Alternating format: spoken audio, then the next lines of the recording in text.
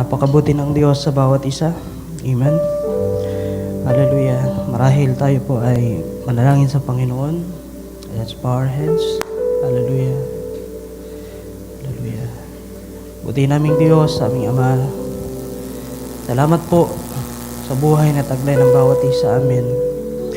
Salamat unang-una Panginoon sa kalakasan na meron bawat isa. Sa mainam na pangangatawan, kalakasan Panginoon. At sa lahat ng bagay, Panginoon, na yung ginawa at patuloy na ginagawa sa buhay ng bawat isa. O Lord, karapat-dapat sa iyo ang aming pasalamat, Panginoon. Kaya sa oras na ito, Lord, hayaan na kami pumuli ay makalapit sa iyo. Ikaw po ang nagpapalapit, Ama. Makalapit sa Panginoon. At ang Panginoon nawa ay pumasa aming kalagitnaan ng sa gayon. Ang iyong salita, Panginoon, ay yung ibabahagi sa amin. Anoint your word, Panginoon. At kasihan mo nawa ng sa gayon, ang puso ng bawat isa amin din naman, Panginoon, ay mataniman muli, Panginoon, ang mga salita na nais mo. The spoken words, Panginoon, mga salitang sinabi, Panginoon. Nawa, Panginoon, hindi kami ang siyang mangusap lamang, Panginoon, kundi ikaw na naglalagay ng iyong kaisipan sa iyong mga lingkod. Ang sa gayon, ito ay may bahagi, Panginoon. Kaya Lord, ang pagpapala ay nagbumula sa iyo lamang, Panginoon. Kaya pagpalain mo pa ang bawat isa amin. Mga salitang ito na nayanda sa araw na ito, Panginoon. Pagpalain mo, Panginoon. Pagputol-putulin mo po minsan pa, Panginoon. At ang sa gayon, tanggapin po ng bawat isa amin kung ano ang bagay na nais mo na ipagkaloob sa bawat isa. Kaya, Panginoon, pagpalain mo po. At dalangin po namin ang lahat ng ito at sa mo. Sa pangalan mo lamang po, aming Panginoong Kristo Jesus. Can we say amen? Ating palakpakan na ating Panginoon. Amen. Hallelujah. At nais kong bumasa ng salita ng Diyos. Amen. Ating basahin po, mga kapatid. Ating teksto. Barchot, pwedeng pabawas ng kaunti. Sa Psalms 119, mga kapatid, isang pamilyar na talata. Psalms 119, verse 9 to 11. Sabi rito, mga kapatid,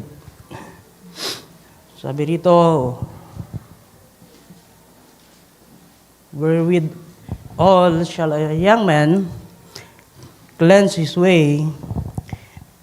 So, paano daw po lininisin ng binata ang kanyang daan? By taking heed thereto according to thy word. Verse 10, with my whole heart have I sought thee. O let me not wander from thy commandments. Thy word have I hid in mine heart, that I might not sin against thee. Sa Tagalog, basahin po natin. Sabi rito, mga kapatid, verse 9, sa paano lilinisin na isang binata ang kanyang daan sa pagdinig doon ayon sa iyong salita. Hinanap kita ng aking puso, o huwag nawa akong malihis sa iyong mga utos. In verse 11, ang salita mo'y aking iningatan sa aking puso upang huwag akong magkasala laban sa iyo. Can we say amen sa pagkabasa ng salita ng Diyos, mga kapatid? At malaya po kayong makakaupo sa oras na ito. Barchot, kaunti pa. Hallelujah. Purihin ang ating Panginoon. So, mapagpalang umaga po sa bawat isa. Amen? So,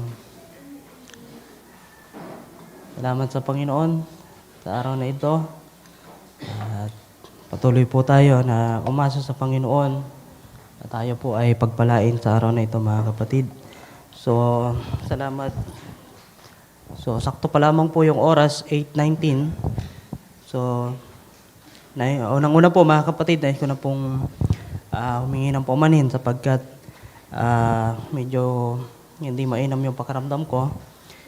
At sinisipon, mga kapatid, pero ganoon pa man, ang mga bagay na ito ay tinitingnan natin na hindi makakahadlang para hindi gawin ang kalooban ng ating Panginoon.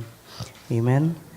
So, ang karamdaman ay nandyan, mga kapatid, pero ang mabuting bagay at ang katotohanan ay nais pa rin na magawa ng bawat isa atin sa araw na ito. So, mapagpalang umaga po minsan pa sa bawat isa. So, lahat naman po ay mainam ang kalagayan sa araw na ito. Amen? So, salamat sa Panginoon. So, nakita ko yung mama ni Brother JM. God bless you po. Papa mo? Wala. Okay. So,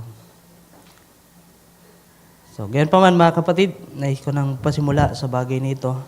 So, mahanap sana ako ng title pero dito po ako dinala ng ating Panginoon. So, yung kukunin nating title ay yung verse mismo mga kapatid.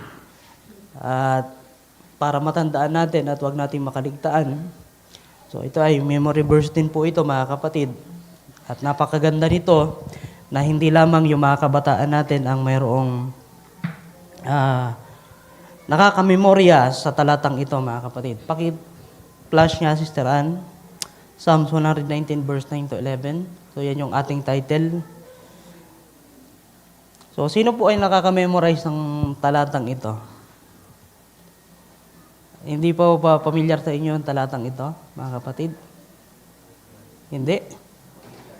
Familiar to, awit natin to, mga kapatid. Inaawit natin to, di ba?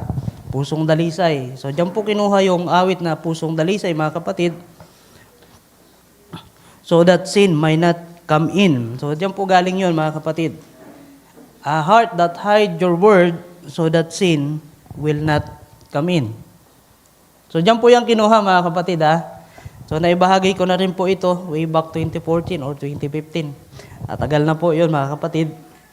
At nagbubulay-bulay sa Panginoon, Lord, ano ba yung nais mong naibahagi sa araw na ito? So, ito po yung dumating, mga kapatid. At ayoko namang lumayo. Ayoko namang hindi sundin yung bagay na ito.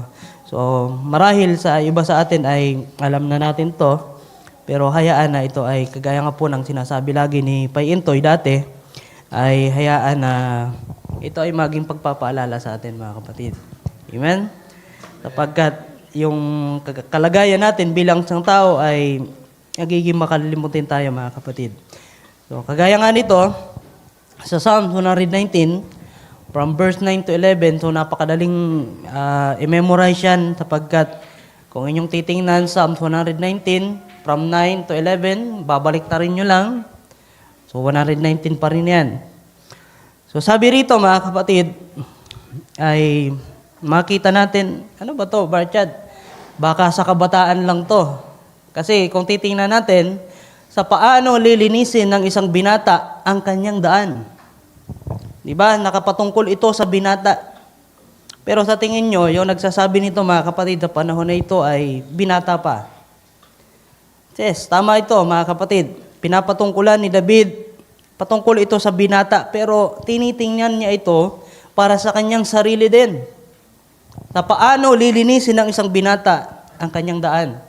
Sa pagdinig doon, ayon sa iyong salita. And verse 10, sabi rito, tiningin na ni David sa kanyang sarili, nagmi-meditate siya habang nagsusulat. Sabi rito ni David, hinanap kita ng aking buong puso. O huwag nawa ako malihis sa iyong mga utos.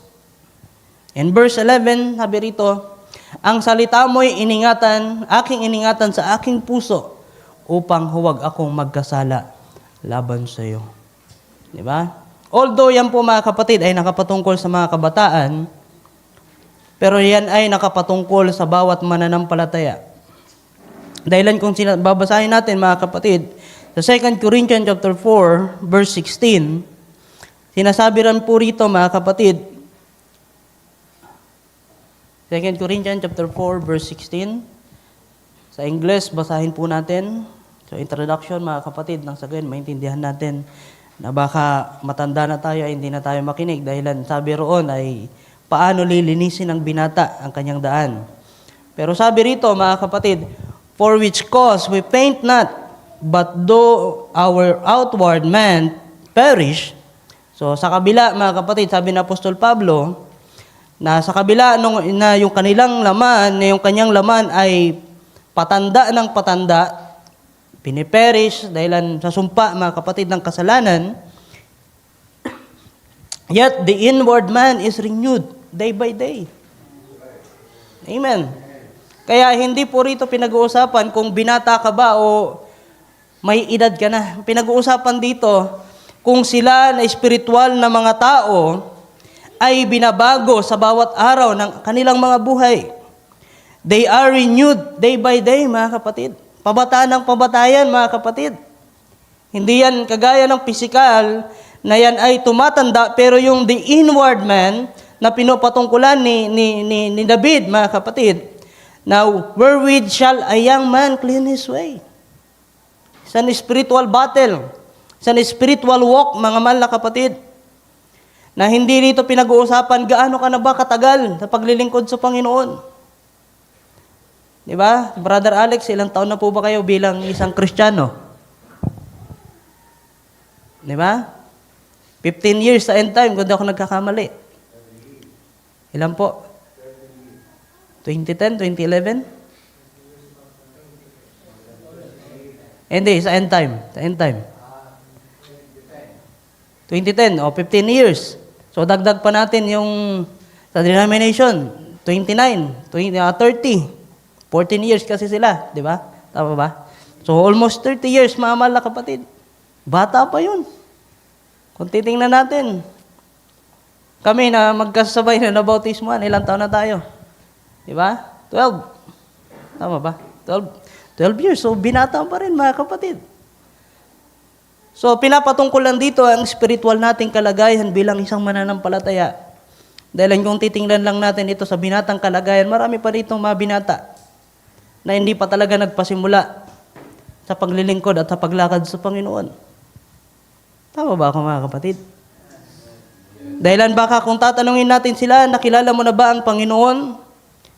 Have you encountered God sa paglilingkod na ito? Di ba? Maraming mag-iisip sila, mapapaisip ng madami. Pwedeng sumagot ng oo, pero hindi sigurado sa kanilang mga puso. So, paano lilinisin ng binata ang kaniyang daan? So, spiritual po yung aking nakita sa bagay nito, mga kapatid. Dahil marami sa atin dito sanggol pa sa pananampalataya. Ilang taon pa lamang, mga kapatid. Nagsisimula pa lamang po yan maglakad dahil kung yung bata, di ba? Kailan magsisimula yung bata? 1 year old. Kahit nga 2 years old, malimit pa rin niyang madapa. 3 years old, tumakbo yan, madadapa pa rin yan, mga kapatid. Di ba? Pero napakahalaga na habang tayo nagpapasimula sa paglilingkod sa Panginoon, nandyan ang ating Ama na umahalalay sa atin. Di ba? Hindi alam ng bata, mga kapatid, na madumi yung kanyang dinadaanan. Nag-i-enjoy pa nga siya doon. Di ba? Kaya nga, sabi rito ni David, by taking heed thereto according to thy word. Paano? Sa pamamagitan ng pag-aalalay ng iyong mga salita. Kaya nga, yung mga magulang natin, mga kapatid, sabi nga ni Pastor Nestor, hindi niya nilulubayan yung kanyang anak na hindi sigawan hanggat hindi nag-20 years old. Di ba? So, normal sa magulang na magsalita sa kanilang mga anak. Tama ba, mga kapatid?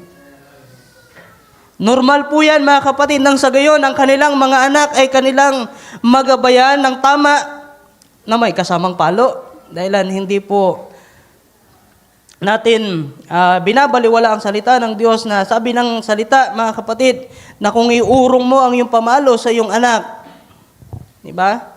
Para mo na rin siyang ipinahamak. So sabi rito, sa Tagalog, mababasa natin, verse 9, sa paano lilinisin ng isang binata ang kanyang daan. Kung titingnan natin, mga kapatid, paano tayo maglilinis ng isang bagay kung hindi muna natin marirealize na ito ay isang maduming bagay? Tama? Hindi po tayo magnanasa sa Panginoon, Lord, linisin mo ako kung hindi natin alam na tayo ay marumi, mahal na kapatid. So, kailangan muna nating ma-realize, kailangan muna nating makita na madumi yung bagay na ito, saka tayo hihingi ng tulong sa Panginoon. Kagaya ng example, mga mahal na kapatid, na kagaya ng bago tayo bautismuhan, malaging may example sa atin ng ating pastor, nakagaya tayo ng isang baso na nahulog sa kanal. Di ba? Kailangan pulutin ng tao, kaya ng Diyos, mga kapatid, at ito'y kinakailangang hugasan. At hindi mo huhugasan ng isang bagay kung alam mo na ito ay madumi o kaya malinis, mga kapatid. So magpapasimula tayo, mga kapatid, paano natin malilinis ang ating mga daan bilang naglilingkod sa Panginoon. Sa paraan, mga kapatid, na kailangan natin ma-realize na mayroong mga maruruming bagay, mayroong mga hindi tamang bagay sa ating mga buhay na kailangan munang linisin at ituwid ng ating Panginoon. So nawa, nagkakaintindihan po tayo, mga kapatid. So, we start to find the answers and solution. Paano ba magiging malinis yung bagay na ito? So, ang kailangan natin gawin, kagaya ng sinasabi, pinapayo ni David, na by taking heed thereto according to thy word, sa pamamagitan ng pagdinig ayon sa iyong mga salita.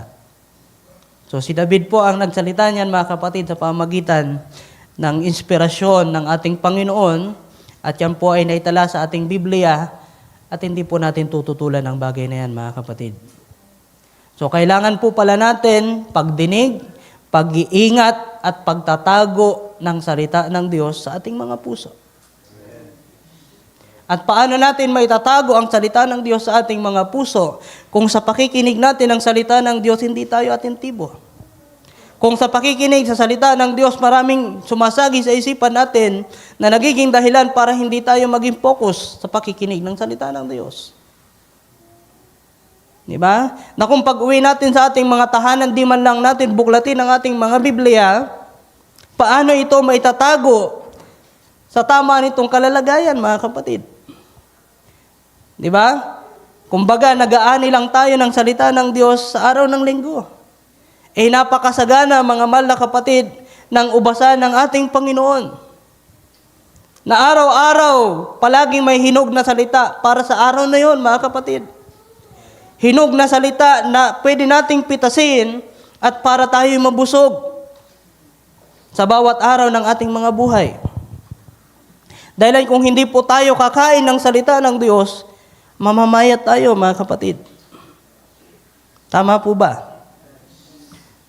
So, nais kong bumasa ng isang quotation, mga kapatid. Ito ay 1962, March 1 or April 1, mga kapatid. Wisdom versus Faith. Yan yung title ng ating prophet. Paragraph 186.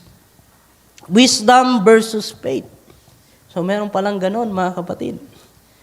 So, sabi rito, 186, David said, Thy law have I hid in my heart, so no denomination can take it out. Di ba? Sabi ng prophet, no denomination can take it out. The birds can pick it up. Hindi daw kayang kunin ng ibon, hindi kayang kunin ng denomination, o kahit ng sino pa man, mga kapatid. Sabi ng prophet, I got it hid here. I'm meditating it day and night. Amen. So I meditated in the day and night. They are written upon my bedpost and everywhere. Di ba? Nakasulat daw, mga mahal na kapatid, kahit saan. Got them bound on my fingers. They're in and Jesus said, your name is in the palm of my hand, so how it's going to be forgotten? Can it be? Now, all right. So, nais lamang ipakita sa atin dito, mga kapatid. Thy law have I hid in my heart, so no denomination can take it out. The birds can pick it up. At kung naitago mo yung salita ng Diyos sa tama nitong kalalagayan, ang Diyos ang bahalang magselyo ng bagay na yan. Siniselyuhan na yan ng Diyos kung tama yung kalalagayan yan. Diba? Kagaya yan ng susi, mga kapatid. Kung yung susi mo tama, walang ibang pwedeng magbukas niyan, mga kapatid. Kung ang Diyos ang naglagay ng salita niya sa puso mo, mga kapatid, then ang Diyos ang magpapatubo ng salita na yan. Hindi yan pwedeng kunin ng kaaway.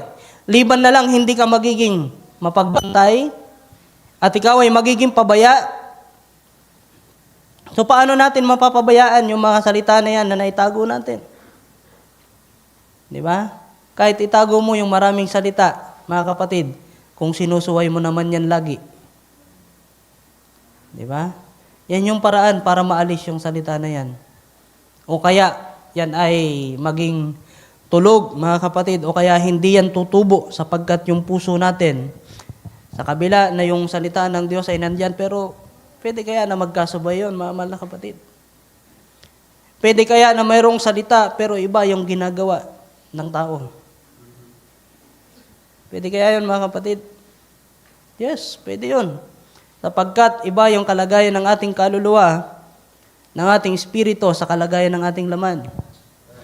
Kagaya ng pinangaral nung nakaraan, mga kapatid, ang ating laman ay hindi mabuborn again. Pero yan ay babaguhin, mga kapatid, kapag yung ating kaluluwa at espiritu ay unti-unting binabago, renewed day by day ng salita ng ating Panginoon. Darating yung isang araw, mga kapatid, na hindi na kayang tagalan ng pisikal na ito na sumunod sa kung ano yung sinasabi ng ating pagkataong loob. Amen ba, mga kapatid? So gusto ko lang ipakita sa inyo, sabi ni David, "Thy law have I hid in my heart." Walang sino mang makakakuha niyan. Kung iniingatan talaga natin ng totoo at binabantayan natin. So hindi po kasi doon nagtatapos, mga kapatid. I meditate in it day and night. So yung meditation na yan, kagaya po yan, mga kapatid, na yan yung digestion ng ating mga pagkain. Di ba? Yung pagtatago ng salita ng Diyos, kagaya po yan ang sinabi ng ating Panginoon, na man shall not live by bread alone, Matthew chapter 4, verse 4. Sabi ron, mga kapatid, man shall not live by bread alone, but by every word that proceeded out from the mouth of God. Yan yung pagkain natin, mga kapatid. Yan yung pag-iimbak natin. Kagaya ng example ng ating pinag-uusapan. Iingatan natin, itatago natin ang salita ng Diyos na kagaya ng pagkain nito, mga kapatid. At kapag kinain mo yan at hindi mo yan dinigest ng tama, hindi mo yan mapapakinabangan. Kaya yung salita, mga kapatid, natin pong napapakinggan at itinatago sa ating mga puso, kailangan nating i-meditate yun, mga kapatid. Meditate day and night. Although wala tayong absent sa gawain, yes, magandang bagay. Pero kung pagkatapos ng gawain, wala tayo sa meditation, Lunes, Martes, Miyerkules, Huwebes, Biyernes, Sabado, walang meditation na nangyayari, maimpatyo ka, mga kapatid. Hindi tama yung pakiramdam mo sapagkat parang hindi mainam yung tiyan mo. At tinitingnan ko, mga kapatid, na yung immune system natin ay tila bagayan yung pananampalataya natin. Di ba? Dapat yung immune system natin ay nasa magandang kalagayan, mga kapatid. Ano yung pagkain ng pananampalataya? Sabi ng prophet, mga kapatid, sa Revelation, mga kapatid, kung wala tayong revelation, kain lang tayo ng kain ng salita ng Diyos without revelation, then, impatyo talaga tayo. Knowledge lang yung makukuha natin pero walang revelation, mga kapatid. Nawa, nasusundan niyo po ako, mga kapatid, sa bagay na ito. Kaya hindi tayo pwedeng magtaka, mga kapatid, na sa kabila na wala tayong absent sa gawain, marami pa rin yung ilan na hindi po talaga nakikitaan ng isang buhay na totoong naglilingkod sa Panginoon. At we admit that, mga kapatid, sapagkat hindi po tayo pare-pareho ng kalagayan, hindi po tayo pareho ng pagsunod, hindi po tayo pare-pareho ng pag-iingat ng salita ng Diyos. Tama po ba, mga kapatid? Iba yung pagpapahalaga ni Brother Wilson sa salita ng Diyos, iba rin yung pagpapahalaga ko, iba yung pagpapahalaga niyo, mga kapatid. At doon natin makikita kung sino talaga yung lumalago na nagpapatuloy sa paglilingkod sa Panginoon. Although ina-encourage natin mga kapatid na palagi tayong dumalo ng gawain, pero magandang bagay yon mga kapatid. Pero kung doon pa lamang nga sa unang bagay na yon, nasasaktan ka na, di ba? Paano pa to mga kapatid? Na although nandyan tayo sa gawain ng Panginoon, pero kulang naman tayo sa meditation, di ba? Nag-improve na naman mga kapatid. So padagdag ng padagdag yung bagay na dapat nating gawin para sa Panginoon. Amen. Hallelujah. So dalawang bagay na pwede nating itago sa ating mga puso. Ano kaya yon mga mahal na kapatid? So dalawa lamang yung kinategorize ko sa bagay na ito. Mabuting bagay at masamang bagay. Kapag ka mabuting bagay yung tinago mo sa puso mo, ano yung bubunga niyan mga kapatid? Ng tamang pag-aalaga. Kasi kung yung isang buto ay tinanim mo, hindi tama yung pag-aalaga mo, hindi yan tutubo ng tama. So, kahit mabuting bagay pala yung itanim natin, may potensyal, mga kapatid. Pero kung kulang ng tamang pag-aalaga sa buto na yan na itinanim mo, di ba? Although tama yung kalagayan ng lupa, mga kapatid, pero hindi tamang pag-aalaga ang ginagawa mo sa halaman na yan, hindi po yan tutubo ng tama at hindi po yan magiging mabungahin. I experienced that, mga mahal na kapatid. So, mabuting bagay at masamang bagay. So, lahat ng ito ay mayroong kinalaman kung paano tayo kumikilos, mga kapatid. So, next kong basahin sa Genesis chapter 3, verse 8 to 10. So, simulan natin sa unang aklat ng ating Biblia. Paano ba natin ito makikita, mga kapatid? So, kapag ka mabuting bagay, madaling maintindihan.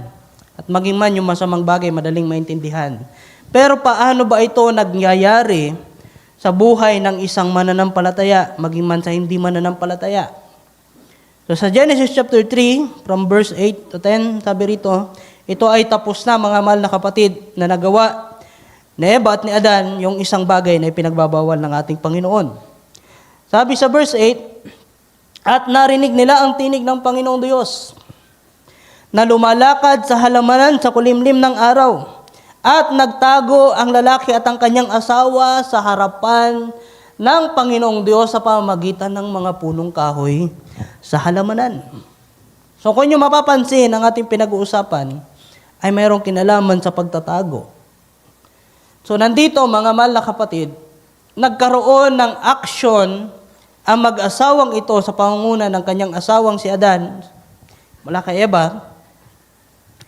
Nagkaroon ng pangunguna ang kanyang asawa na si Adan na sila ay magtago, mga kapatid. Bakit sila nagtago? At dalawang paraan ang pwede nating makita, mga kapatid. Kapag ka mabuting bagay yung ginawa mo at kapag ka masamang bagay din yung ginawa mo, ano yung nagiging pagkakaiba ng bagay na ito? Kasi kung mabuting bagay yung ginawa ni Eva at ni Adan, hindi nila kailangan magtago. At sa kabilang banda naman, mga kapatid, dahilan masamang bagay at hindi matuwid na bagay yung ginawa ni Eva at ni Adan, mga kapatid, nagkaroon ng natural na pagkilos sa kanilang kaluluwa patungo sa kanilang pisikal na pangangatawan, mga kapatid, na sila ay gumawa ng isang bagay na hindi pa nila nagawa habang sila ay, mula nang sila ay mabuhay doon sa Garden of Eden. Tama po ba, mga kapatid? Dahilan yung pagtatago nila sa presensya ng ating Panginoon ay hindi naman nila ginagawa, mga kapatid. In the first place, masaya sila, masaya si Adan, mga kapatid, na nakikipag-fellowship sa Panginoon sa panahon ng hapon. Tama ba, mga kapatid? Yes, amen. Masaya silang nakikipag-fellowship sa Panginoon. Pero dahilan mayroong maling bagay silang nagawa, hindi sila naka-attend ng gawain. Am I right, mga kapatid? Kasi yung gawain ni Adan at ng Diyos, mga kapatid, ginagawa nila Sa bawat araw, sa oras ng hapon, mga kapatid. Alas 3 o alas 4. Pero nang ang Diyos ay bumaba at nandun na yung kanyang presensya, nagtaka ang ating Panginoon, although alam niya kung nasaan si Eva at si Adan. Nagtaka ang ating Panginoon, Adan, nasaan ka? Although alam ng Diyos kung nasaan si Eva at si Adan. Gusto lamang ipakita ng Diyos, mga kapatid, iparealize sa iyo, anong mali na nagawa mo? Bakit ka wala sa ating tagpuan, mga kapatid? Bakit wala ka sa araw na ito? Ano na naman ba ang pinagkakaabalahan mo? Ano na naman ba ang kalukuhang ginawa mo?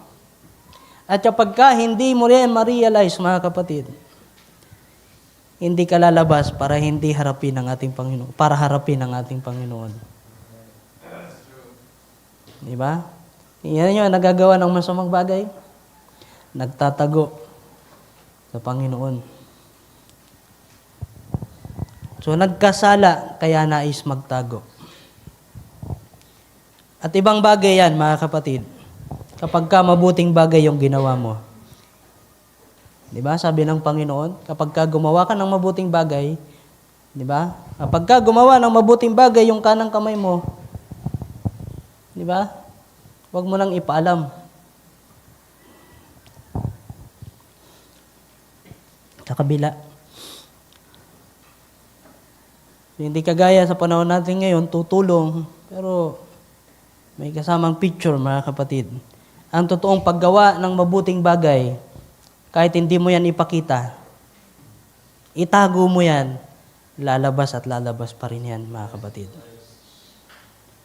Pero ganun din kasi, kahit masamang bagay, kahit itago mo, hindi ayaw mong ilabas, lalabas din yan, mga kapatid. Sabi pa nga ay walang lihim na hindi naibubunyag, mga kapatid. Kaya anumang bagay na ating tinatago, mabuti man yan o masama, mabubuksan at mabubuksan pa rin yan, mga kapatid. Liban na lamang, mga kapatid, na kung buksan yung bagay na yan, masama man yan o mabuti, kung handa ka sa bagay na yan at pinag-confess mo sa Panginoon, tinama mo sa harapan ng Panginoon, wala kang dapat ikabahala. Amen? Pero kung may mali sa puso mo, mga kapatid, gumawa ka ng maling bagay, tinago mo ng tinago na hindi ka nagsisi, hindi mo tinuwid yung sarili mo, hindi ka humingi ng tawad sa Panginoon, then umasa ka na hindi tamang bagay yung mararanasan mo. Pagdating ng araw na yan ay ihahayag ng ating Panginoon. Sa Revelation chapter 6 verse 12 to 17, mayroong kalagayan ng mga tao sa panahon na yon, mga kapatid, na kung saan pipilitin nilang magtago, pero hindi sila makakatakas, mga kapatid. So sabi rito sa verse 12, at nakita ko nang buksan niya ang ika-6 na tatak. Ano yung 6th seal, mga kapatid? Ano kaya yung meron sa 6th seal?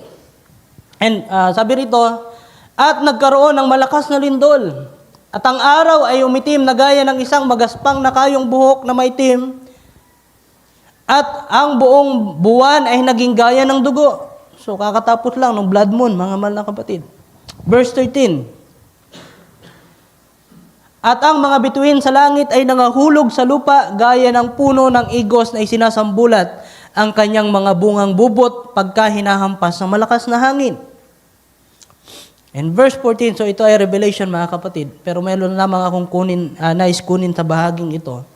At ang langit ay nahawi na gaya ng isang lulong aklat, kung nalululon at ang bawat bundok ay pulo, ay naalis sa kanilang kinatatayuan. Verse 15, at ang mga hari sa lupa at ang mga prinsipe at ang mga pangulong kapitan at ang mga mayayaman at ang mga makapangyarihan at ang bawat alipin, bawat laya ay nagsipagtago sa mga yungib at sa mga bato sa mga bundok. Di ba? Mga nagtago na sila, mga kapatid. Bakit ano yung meron sa 6th seal, mga kapatid? Yan, makakasagot. 6th seal, mga kapatid. Revelation of the 7th seal. Ano yung meron sa 6th seal? So yan po ay merong kinalaban sa tribulation period. Nandiyan na yung unang pagbabahagi ng Diyos, ng kanyang paghatol, mga kapatid. Ang nakakalungkot dyan, merong mga foolish virgin, although sila ay virgin, sila ay makakaranas ng kaunting kapigatian, mga kapatid. Pero ang kaunti na yan ay mabigat na yan, mga kapatid. So, nais kong ipakita sa inyo yung mga hari, mayayaman, mga kilalang tao, pero hindi doon nagtapos. Mga makapangyarihan, meron ding alipin, meron ding laya. Gusto nilang magsipagtago sapagkat mayroon nang hindi tamang nangyayari dito sa ibabaw ng lupa. Sabi pa rito sa verse 16, mga kapatid, at sinasabi nila sa mga bundok at sa mga bato, mga hulog kayo sa amin, at kami inyong itago sa mukha noong nakaupo sa luklukan at sa galit ng kordero. Pero yung kamatayan din nila masumpungan, mga kapatid, para matakasan nila yung parusa at hatol ng ating Panginoon. So ang nakita ko rito, mga kapatid, yung mga taong ito na hindi man lamang na-realize sa kanilang sarili na yung mga bagay na kanilang ginagawa ay hindi katuwiran sa Panginoon. Umabot sila sa isang kalalagayan, gusto na nilang mamatay, gusto na nilang mawala dito sa ibabaw ng lupa, pero hindi pinagkakaloob ng Panginoon. Dahil ang gusto ng Panginoon, danasin ninyo ang bunga ng inyong mga ginawang mga maling mga bagay. Gusto ko lang ipakita, mga kapatid, na ang lahat ng ating itinatanim ay ating aanihin. We reap what we sow, mga mahal na kapatid. Sabi sa Matthew chapter 7, basahin natin, Sister Ann, di yan na isama. Chapter 7, from paragraph 6, verse 16. Tama kung hindi ako nagkakamali. So sabi rito ng ating Panginoon, sa kanilang mga bunga ay inyong makikilala sila. Bakit may bunga, mga kapatid? Kasi may tinanim eh. Nakapuputi baga ng ubas sa mga tinikan o ng mga igos sa mga dawagan. Verse 17. Gayon din naman, ang bawat mabuting punong kahoy ay nagbubunga ng mabuti, datapwat ang masamang punong kahoy ay nagbubunga ng masama. Tama, mga kapatid. Walang question. Kung ano yung nature ng halaman na ito, ng kahoy na ito yung bubunga niya. Yun, magiging gayon siya, mga kapatid. Pero verse 18, tingnan natin. Meron ako nakita dito, hindi maaari na ang mabuting punong kahoy ay magbunga ng masama. Tama din. At ang masamang punong kahoy ay magbunga ng mabuti. Tama din. Verse 19, isa pang hirit, mga kapatid. Pero bawat punong kahoy na hindi nagbubunga ng mabuti, sa kabila na mabuting punong kahoy siya, ano yung gagawin? Pinuputol at inihahagis sa apoy. Bakit kaya ganon, mga kapatid? Every tree that bringeth not forth good fruit. So walang binanggit yan kung masamang punong kahoy ba yan o mabuting punong kahoy yan, mga kapatid. Ang binanggit dyan, every tree that bringeth not forth good fruit. Pero hindi rin talaga kasi pwede na yung mabuting punong kahoy hindi magbunga ng mabuti. Pero kagaya nga po ng sinabi natin, sa kabila na yan ay puno ng ubas, pero kung hindi yan tutubo at lalaki ng tama, hindi yan mapapangalagaan ng tama, may mga pagkakataon na mapepeste po yan, mga kapatid. At hindi, yung bunga niyan ay hindi pwedeng kainin. Anong gusto kong ipakita, mga kapatid? Ang gusto kong ipakita, sa kabila na tayo ay mga pinili at tinalaga ng Panginoon, kailangan pa rin natin ang Diyos sa ating mga buhay. Kasi kung makikita natin, mga kapatid, at hindi na natin hahanapin ang Diyos sa buhay natin, magkikampante tayo, kagaya ng binahagi nung nakaraan. Di ba? Double predestination. At doon tayo nakatalaga sa isang mainam na predestination at mananatili tayo doon, mga kapatid. Lord, ligtas na ako. Di ba? at hindi mo na siya kailangan, ano yung mangyayari sa iyo? Wala, mga kapatid. Masisira lang yung buhay mo, mga kapatid, kapag ka hindi mo kasama palagi ang Diyos. So, isa pang quotation, mga kapatid.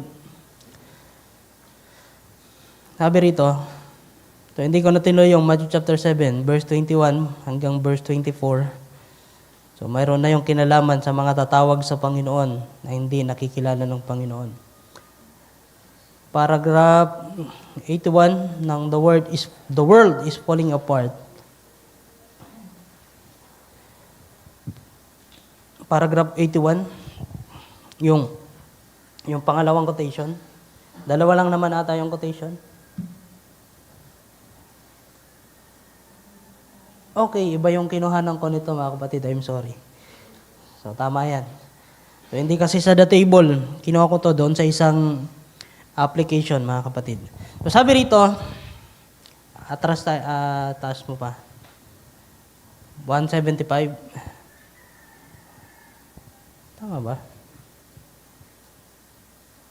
Okay, tama.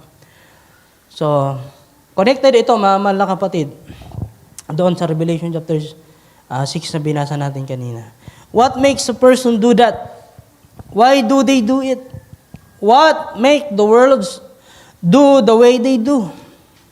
Bakit daw ganun yung ginagawa ng sanlibutan, mga mahal na kapatid? Bakit sila gumawa ng mga bagay na hindi katuwiran ng ating Panginoon? So, nagtatanong yung prophet, what makes a person do that? Bakit daw nagagawa ng taong ito ang bagay na ito? Why they do that? Paano? What makes the world do what they do? Do the way they do, mga kapatid? Because they reject this. Alin yung reject nila? There is some little place in a man's heart that thirsts for God. Yun yung kanilang nireject, mga kapatid. Yung kauhawan, yung kagutuman na meron ng kanilang puso sa paghahanap sa Diyos at sa Kanyang salita, ito yung nireject nila.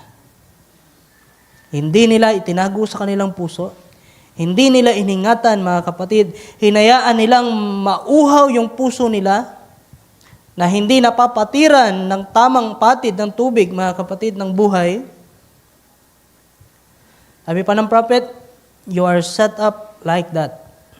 So, lahat ng tao ay nakaset up na mauhaw sa Panginoon at magutom sa Panginoon. That's what make you drink in physical. That's what make you do these things. It's because there is something in you that craves for satisfaction and thirsting, mga mahal na kapatid. And God forbid that a man will try to satisfy and hash that holy call of God with the substitute that the devil would give him.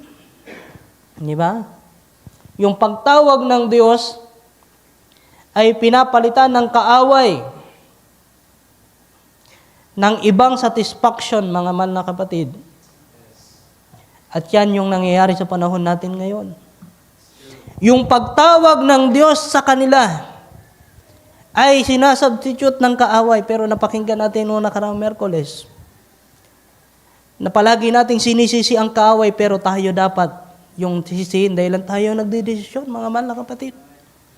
Ano mang bagay na ating ginagawa, pinagdesisyonan natin yan. Pero tila baga ay yung kaaway ang palaging nasisisi. Yes, nandyan yung kaaway, gustong manggulo, mga mahal na kapatid, pero nakasalalay pa rin sa atin kung ano yung gagawin natin. Kung totoong iningatan mo ang salita ng Diyos sa iyong puso, kusayang magmamanifest, mga mahal na kapatid. Amen. Kung meron talagang naitanim na salita ng Diyos sa puso mo, tutubo yan at tutubo at mahayag ang dapat mahayag. Kaya isipin natin, mga kapatid, ang mga bagay nating ginagawa sa panahon natin ngayon. Although alam natin mayroong giyera, napakalapit na ng pagdating ng ating Panginoon, we need to meditate, mga mahal na kapatid. Bulahin natin, Lord, nang nangyayaring ito, naisulat na ito sa Biblia, ano ang kailangan namin gawin? Amen. And God forbid, sabi ng prophet, that a man will try to satisfy and hush that holy call of God with a substitute that the devil would give him. Nandyan yung palaging banta ng kaaway o kaya nandyan palagi yung patibong ng kaaway na pwede tayong dayain para tayo ay hindi sumunod sa kalooban ng ating Panginoon. You have no right to do that. That's God calling to you. Diba? Sabi ng prophet, wala kang karapatan na gawin, na substitutan yung pagtawag ng Panginoon. Diba? Sino tayo, mga kapatid? Sa harapan ng ating Panginoon. That's God calling to you. That stop is a thirst of death. And if you want, take Christ and dare to fill that up. Kung hindi daw ang Panginoon ang magpipil niyan, mga mahal na kapatid, ang magpupuno niyan, the devil will give you a substitute of death in it. That's right. You have no right to do that. How dare any man or a woman to hush that holy calling there? Minamadali, mga kapatid, of God calling. And because you won't receive it, then the devil will see it satisfied with something else. Diba? Naghahanap tayo ng ministry sa Panginoon. Magandang bagay. Magandang bagay ba maghanap ng ministry sa Panginoon? Yes, that's a good thing. Pero kung hindi tayo magiging maingat, pwedeng palitan yan ng kaaway. Wow, maganda yung boses mo. Magaling kang tumugtog, mga kapatid. Magaling kang tumugtog. Kahit anong kanta, pwede mong tugtugin. Pero kung yung pagtawag ng Panginoon sa ministry, nanay kanyang gamitin sa pagtugtog o kung anumang bagay na ginagawa mo, hindi mo iningatan at pinahalagahan yung pagtawag ng Panginoon. Sabi ng prophet, magagamit mo yan na hindi tamang pamamaraan at ayaw ng Diyos na gawin mo yan. You have no right to do that. Wala tayong magagawa. Sino tayo, mga kapatid? You have no right to do that. Because you won't receive it, then the devil will see it satisfied with something else. This is what satisfies it. God's word I've hid in my heart that I sin not against Him. That's right. Is what settles the question. Yes, sir. So bakit daw nagagawa nila? Yan yung question sa 176 paragraph. Kaya yung question, mga kapatid, taas mo pa sa saraan. 176, taas. Ito yung tanong ng prophet eh. What makes a person do that? Why do they do it? What makes the world do the way they do? Yung sagot ng prophet sa pinakababa. God's word I've hid in my heart that I sin not against Him. Kaya pala, dahilan hindi natin iningatan yung salita ng Diyos, kaya natin nagagawa yung mga bagay na hindi kalooban ng Diyos. Tama po ba, mga kapatid? Diba? Kagaya ng pagkain na yan, mga kapatid. Ano mang ating kainin, may epekto yan sa ating sistema. If you eat more unhealthy foods, ngayon, di mo pa mararanasan yung bunga niyan eh. Pero darating yung araw na kung sisirain mo yung katawan mo, ang Diyos din ang bahalang magparusa sa iyo. Dahil may nature sa katawan natin. Kapag yung katawan natin, hindi natin napakain ng tama, di ba? Palaging may consequences, palaging may bunga yan, mga kapatid. So kung unhealthy lagi ang kinakain natin, ano mangyayari sa atin? Kakaroon tayo ng sakit, mga kapatid. Pero kung healthy foods din naman yung kakainin natin, magkakaroon tayo ng mainam na pangangatawan. Pero, mga kapatid, merong mga payo ang mga doktor, ano pa man tawag sa kanila, mga dietitian, mga kapatid. Kumakain ka ng healthy foods, yes, maganda. Pero pagkakain mo, natulog ka kaagad. Tama kaya yun, mga kapatid? Hindi madadigest ng tama yung kinain natin. It's a bad habit. Healthy foods na kinakain mo, pero bad habit yung ginagawa mo, masama pa rin sa katawan. Kakakain mo lang, naligo ka kaagad. Sabi ng mga espesyalista na ito, bad habit ulit.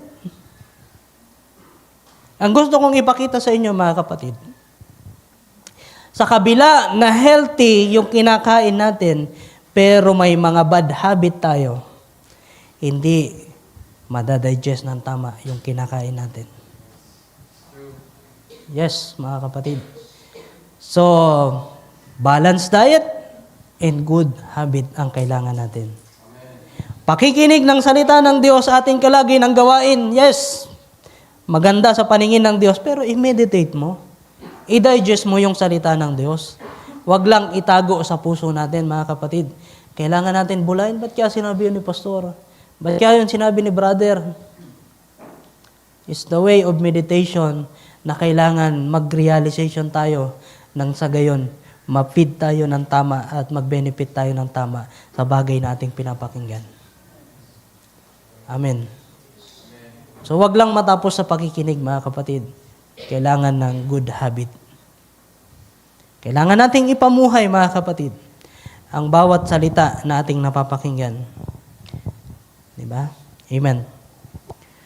So, kung itatanim natin ito ng tama at aalagaan natin ng tama, aani tayo ng tama. Amen. Pero global warming na kasi. Wala na. Pasira na yung sanlibutan na ito. Just like in spiritual, mga kapatid. Diba? Mayroong mga pamamaraan sa kabila ng global warming.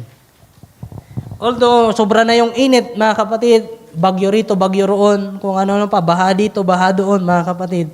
Pero mayroong mga pamamaraan na nadidiscover para lumaki ng tama yung mga halaman. Kaya mong gumawa ng greenhouse to protect from UV rays, mga kapatid, nang sa gayon, hindi masusunod yung halaman mo. So, nandyan ang Panginoon, ating Diyos, na siyang magsasaka na kaya tayong ingatan upang lumago tayo ng tama. Amen. So, salamat sa Panginoon. Amen. Kagaya din po yan ng pag-ibig, mga mahal na kapatid. Kung mahal mo yung isang tao, itago mo lang muna. Amen. Dahilan kung mahal mo talaga yung isang tao at mahal ka talaga niyan, hindi yan mananatiling nakatago lang, mga kapatid. Amen. Huwag mong madaliin. Mayroon tamang panahon kung kailan magmamanifest ang tinalagang oras at araw ng ating Panginoon. Amen. Di ba? Kaya nga, pag mayroon ka nararamdamang pag-ibig o kaya nararamdaman yung puso mo sa isang tao, nag-rush ka kaagad, sinabi mo kaagad na wala pa sa tamang panahon, ano yung nangyari? Diba? Nagkagulo-gulo tuloy yung relasyon mo. Naintindihan ba, mga kapatid? Hindi ka sana kakantsawan, hindi ka sana, gaganyan-ganyan, di ba? Iingatan sana ng Panginoon at kusa na lang yan lilitaw, pero dahilan nagmadali ka, naisabi mo kung kanino, sino mang tao yan, sinabihan mo na mayroon kang napupusuan, hindi pa tamang panahon, yan, na-pervert tuloy ng kaaway. Tama ba, mga kapatid? Mabuting bagay na yun, ha? Mabuting bagay na kadahilan yung pag-ibig ay galing sa Diyos. So, kailangan mo munang itago yan. At darating yung araw kung kailan tutubo at mamumunga yung bagay na yan, mga kapatid. Amen. Pwede ba natin palakpakan natin, Panginoon?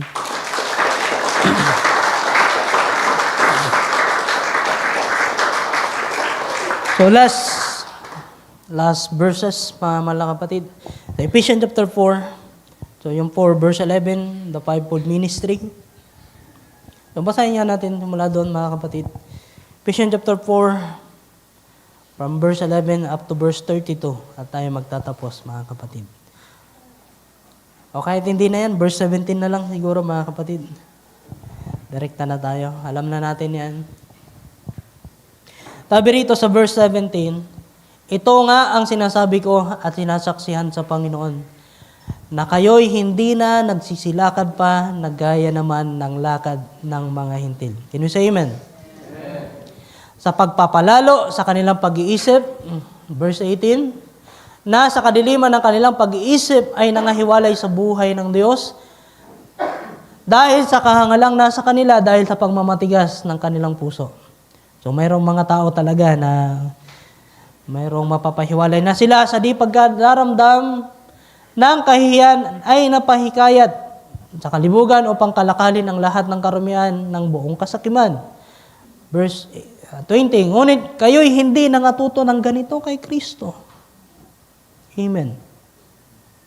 Verse 21, kung tunay na siya'y inyong pinakinggan at kayo'y tinuruan sa Kanya gaya ng katotohanan na kay Jesus, at inyong iwan tungkol sa paraan ng inyong pamumuhay na nakaraan, ang dating pagkatao, the old man, na sumama ng sumama ayon sa mga kahalayan ng pagdaraya. The root of all evil, mga mahal na kapatid. Mayroong ugat ang kasalanan. Ano yung ugat, mga mahal na kapatid? So, ang pinakauna dyan, what is original seed? The original seed is unbelief. Sabi ng prophet. Verse 23, at kayo'y magbago sa espiritu ng inyong pag-iisip. Amen. Verse 24, at kayo'y magbihis ng bagong pagkatao na ayon sa Diyos ay nilalang sa katuwiran at sa kabanalan ng katotohanan. Amen. Next. Verse 25, kaya nga pagkatakwil ng kasinungalingan, magsalita ang bawat isa sa inyo ng katotohanan sa kanyang kapwa sapagkat tayo'y mga sangkap ng isa't isa sa atin. Verse 26, kayo'y magalit at huwag kayong magkasala. Huwag lumubog ang araw sa inyong galit. Amen. Nibigyan daan man ang diablo. Verse 28, ang nagnanakaw ay huwag nang magnakaw pa, bagkus mapagal, na igawa ang kanyang mga kamay ng mabuting bagay upang siya'y may maibigay sa nangangailangan. Verse 29. Anumang salitang mahalay ay huwag lumabas sa inyong bibig, kundi ang mabuting ikatitibay ayon sa pangangailangan, upang makinabang ng biyaya ang mga nagsisipakinig. 31. Huwag ninyong 31. Okay, verse 30. Huwag ninyong pigatiin ang Espiritu Santo ng Diyos na sa Kanya kayo'y tinatakan hanggang sa kaarawan ng pagkatubos. Amen. 31. Ang lahat ng kapaitan at ang kagalitan, pagkakaalit at kadaldalan, panglilibak ay mga alisnawa sa inyo. Amen. So, mangyari nawa mga kapatid, sapagkat alam natin na yung laman na ito, mahirap pasundin, pero nandyan yung gabay ng salita ng ating Panginoon. Mga alisnawa sa inyo pati ng lahat ng masamang akala. All malis. Verse 32. At mga magandang loob kayo sa isa't isa, mga mahabagin, na magpatawaran kayo sa isa't isa, gaya naman ng pagpapatawad sa inyo ng Diyos kay Kristo. Amen. Pagpalakpakan natin, Panginoon. Amen. So, alin yung pipiliin natin, mga kapatid? Yung itatago muna bago gumawa, o kaya yung gagawa muna bago itago? Bakit ba ganyan, Barchad? So, may oras pa naman ako eh. Diba? Kapag mali kasi yung ginawa natin, gagawin muna natin, saka natin itatago.